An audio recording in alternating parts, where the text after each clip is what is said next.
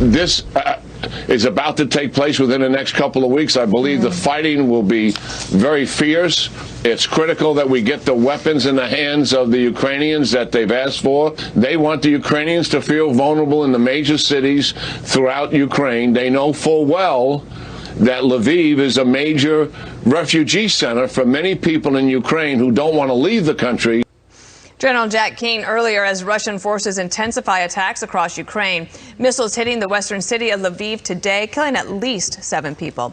Welcome to a brand new hour of America's Newsroom. I'm Dana Perino. And I'm Bill Hemmer. Dana, good morning. Good morning to you at home. The Kremlin stepping up attacks on infrastructure and other key targets, hoping to wear down the resistance as they get ready for a major ground offensive in the eastern part of the country. Meanwhile, a series of explosions shattered the western town of Lviv, missiles hitting 3 military facilities and a tire shop, and badly damaging a hotel that sheltered Ukrainians who had fled the fighting. 7 dead, including a child. Griff Jenkins live in Lviv again today, where the mayor is warning residents who fled not to come back. Griff, hello. Well, Bill and Dana, good morning. That's right. Here in Kyiv, where I am, the mayor, Vitaly Klitschko, is urging the residents who fled before the war to not come here because we are seeing an uptick in strikes, or 2 significant ones over the weekend. One hit an armored vehicle plant in the Darnitsky district, another hitting a suburb in Bovary. At least 1 dead reported from those strikes, dozens of others injured. But that attack in Lviv, where I left 4 days ago, was quite a surprise to us. Take a look at that aftermath damage, the smoke rising into the sky after the 4 missile strikes, as you mentioned, hitting 3 what appears to be military warehouses, and then that tire factory. People going to basically the garage on a Monday morning, 7 dead, 11 injured, as you mentioned, a child among the injured. But that number could possibly rise as they go through the rubble. Lviv's mayor, Andriy Sadovy, condemned those attacks, Bill, saying there are no military targets in his city to hit, and that city is a hub for refugees fleeing the war. Now, meanwhile, we are also closely watching the situation in Mariupol. It's a very dire situation there after yesterday midday, the Russian forces issuing a surrender or die ultimatum to the some 2,000 or so Ukrainian forces who are dug in and bunkered in a steel factory in the center of town, but surrounded by Ukrainian forces. Ukraine's prime minister yesterday says those forces will not yield. Listen. City still is not fallen. There is still our military forces, our soldiers, so they will fight till the end. Should Mariupol ultimately fall, I don't have to remind you, Bill, you've been talking about it, and that is it would be the first victory for Putin, because he would indeed get that land bridge that he sought between Russia and the Crimean Peninsula. And just a final insight here. I was talking to one of the employees at the hotel we're staying at, and I said, how do you feel about this attack? And she said, it doesn't come to us as a surprise to me, because the Russians want to kill us for no other reason than the fact that we're Ukrainians. Really a snapshot of the terror, I think, that the Ukrainian people are feeling here, Bill. Thank you, Griff. Griff Jenkins in the Ukrainian capital of Kyiv. Thank you.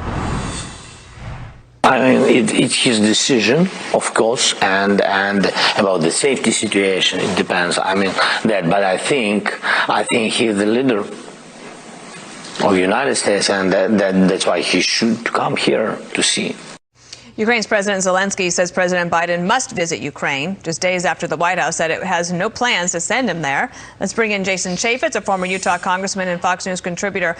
Volodymyr Zelensky really knows how to drive headlines, and he picks his moments and, in a way, his targets, right? And this week it's President Biden. It's like he wants you, President Biden, at least to have to answer the questions. Will you come here? And if you won't come here, will you at least give me what I say that I need to fight? Yeah, President Zelensky is a fighter, and he is smart, and he does know how to leverage the national and international media. I do not believe that President Biden should go to Ukraine at this point. I think if the president was going to go, he should have gone before the fighting started. But let's do things that actually win wars, and that is the movement of lethal weapons to the Ukrainians so they can engage in the fight. I don't think the President Biden needs a photo op. I don't even know that he gets through the Easter egg roll, let alone going into Ukraine. So let's do what's plausible and get him the weapons that they need there in Ukraine. So we were making that point with Jack Keane just last hour, Jason. The $800 million that President Biden pledged last Thursday, that's substantial. It's significant. But the issue then becomes, can you move them across the country of Ukraine and get them to the soldiers that will conduct the fighting, trench warfare in the southeast?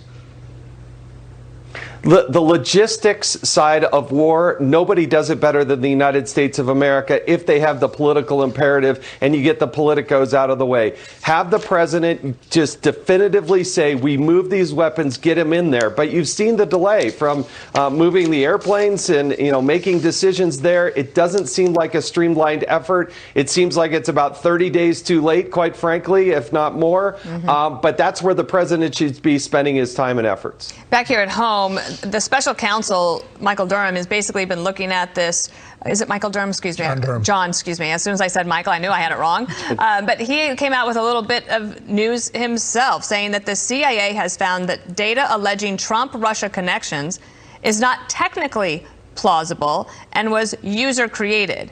So will that be something that Michael Sussman is going to have to deal with at his trial that's coming up in just less than a month? Yeah, I find it very significant for a couple of different reasons. First of all, I know that the House and Senate Intel committees, House and Senate investigators, the Inspector General there for the Department of Justice, they've had very difficult time getting their hands on CIA documents. So the idea that the prosecutor has CIA documents, not only is this significant for the one that he did find, but he's signaling to the other side, if you don't think I'm going to trial, you have another thing coming. And I got documents you didn't think that maybe I had.